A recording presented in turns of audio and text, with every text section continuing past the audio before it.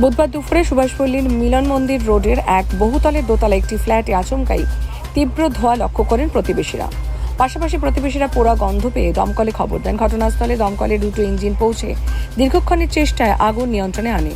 ফ্ল্যাটের ভেতর থেকে এক বালককে উদ্ধার করেন দমকল কর্মীরা। জানা গিয়েছে এই বালকের অভিভাবকরা সকালেই কাজে বেরিয়ে যান। ঘরে একাই ছিল এই বালকটি। খেলার ছলে কোনোভাবে ঘরে আগুন ধরিয়ে দেয় সে বালক। আগুনের ঘটনায় ঘরে সর্বস্ব পুড়ে ছাই হয়ে গেল। কোনো হতাহতের খবর নেই। উদ্ধার হওয়া বালকও রয়েছে অক্ষত।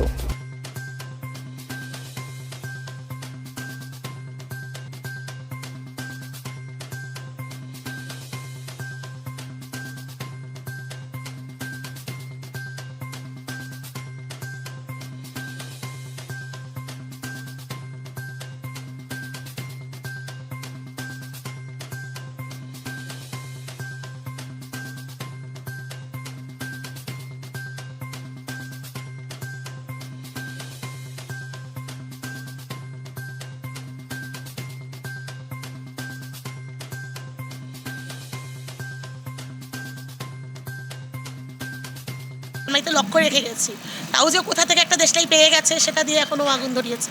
ওর মাথায় খালি নেগেটিভ ভাবনা চিন্তা থাকে, ওকে ওই জন্য চোখে চোখে সবসময় রাখি আমি। ঘটনা ঘটে গেছে, করে ফেলেছে। আমি তো শুনেই অবাক যে এরকমভাবে ও দেশটাই সে এরকম করেনি ও।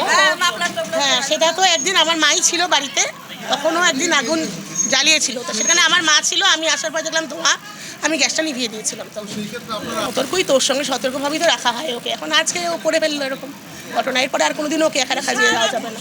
বিরাট দুর্ঘটনা হয়ে যেতে পারতো, ওর নিজেরই সমস্যা হতে পারতো। হতে পারতো, আমরা বুঝিয়েছি, ওনার গার্জেনকে বুঝিয়েছি, আপনারা একটু কাউন্সিলিং করুন। হ্যাঁ, এটা তো হওয়া উচিত ছিল না, বাচ্চাটারও ক্ষতি হতে পারতো। ঠিক আছে, প্রপার্টি আবার হয়ে যাবে, লাইফ লস হয়ে গেলে তো তখন কিছু করার থাকবে না।